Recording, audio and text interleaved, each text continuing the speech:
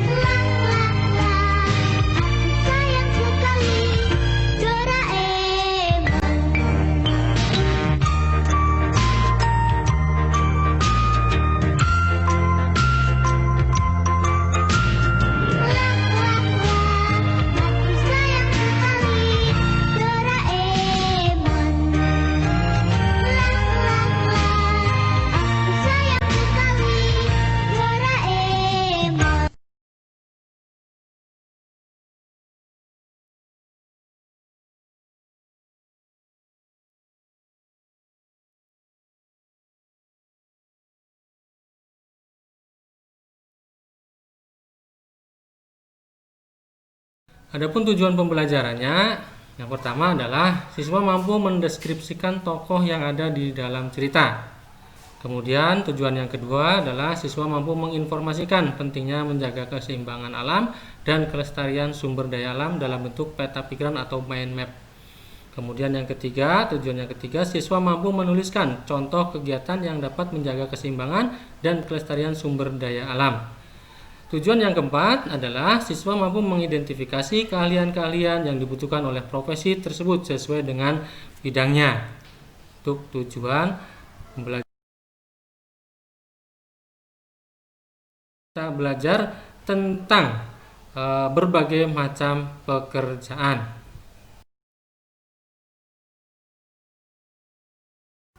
Nah, mengapa orang harus bekerja?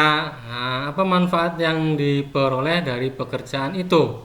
Ya, tentunya orang mempunyai tujuan dalam bekerja. Nah, setiap orang pasti itu memiliki tujuan saat bekerja. Banyak yang memiliki tujuan mulai saat memilih suatu pekerjaan. Ya, misalkan kita memilih pekerjaan sesuai dengan kemampuan kita. Skill yang dimiliki oleh kita, kemampuan yang dimiliki oleh kita disesuaikan untuk menentukan pekerjaan kita.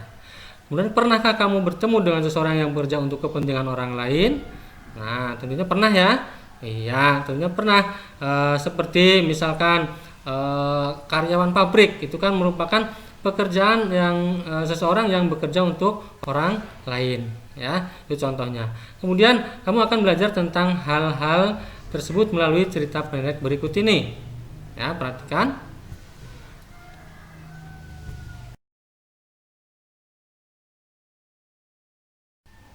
Nah, ini ada unsur intrinsik cerita, ya, yang meliputi tema, tokoh dan penokohan, alur, latar, sudut pandang dan amanah. Kemudian pengolahan sumber daya alam. Nah, sumber daya alam itu adalah kekayaan alam yang dapat digunakan manusia untuk kebutuhan hidupnya. Sumber daya alam tersebut dimanfaatkan secara langsung melalui proses pengolahan. Pengolahan bahan dasar dapat dilakukan secara sederhana maupun secara modern. Secara tradisional dan secara modern. Secara tradisional menggunakan cara dan alat yang sederhana. Contoh, membajak sawah menggunakan hewan.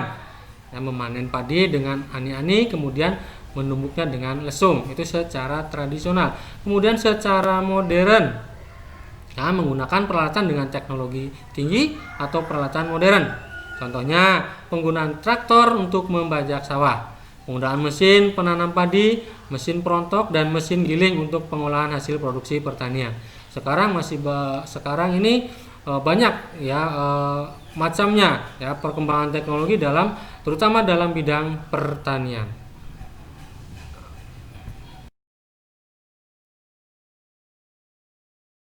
Nah, ada pekerjaan-pekerjaan dibagi menjadi dua. Yang pertama ada pekerjaan yang menghasilkan barang, kemudian yang kedua pekerjaan yang menghasilkan jasa. Adapun pekerjaan yang menghasilkan suatu barang yang bisa digunakan oleh orang lain, misalnya pembuat makanan, petani, nelayan, peternak, dan perajin. Dan masih tentunya kamu bisa mencontohkan contoh yang lain.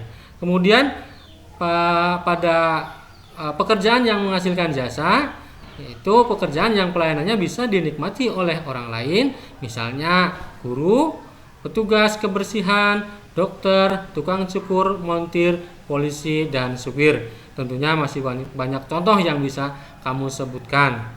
Nah, ini contoh-contoh pekerjaan yang menghasilkan barang dan menghasilkan jasa. Nah, ini orang tua kamu termasuk ke mana? Nah, jenis pekerjaannya, apakah yang menghasilkan barang atau yang menghasilkan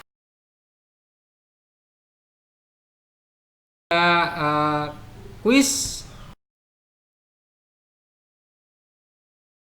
Silahkan amati gambar di bawah ini. Nah, kemudian tuliskan atau kegiatan tersebut atau pekerjaannya yang dijelaskan dari gambar. Nah, jelaskan juga keahlian atau kegiatan yang sesuai dengan jenis pekerjaannya. Ya, misalkan pada gambar yang pertama aku adalah seorang siapa. Nah, kemudian kegiatan utamaku sehari adalah bagaimana kegiatannya. Nah, seperti itu ya. Kemudian yang kedua dari gambar yang Pak Guru tampilkan ini, aku adalah seorang siapa di situ ya, sebagai apa. Kemudian kegiatan utamaku sehari adalah bagaimana kegiatannya.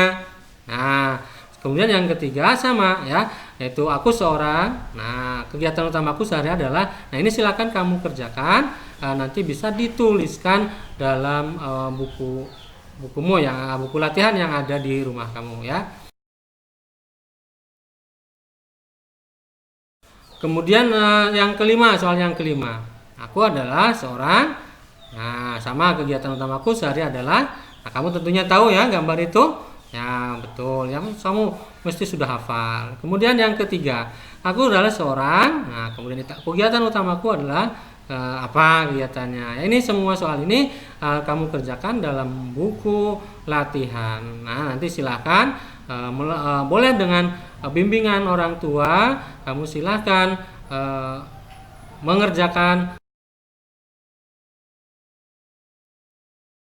Mudah-mudahan kamu selalu tetap bersemangat dalam belajar. Walaupun masa pandemi ini kita tidak boleh kendor semangatnya. Kita harus tetap semangat belajar ya.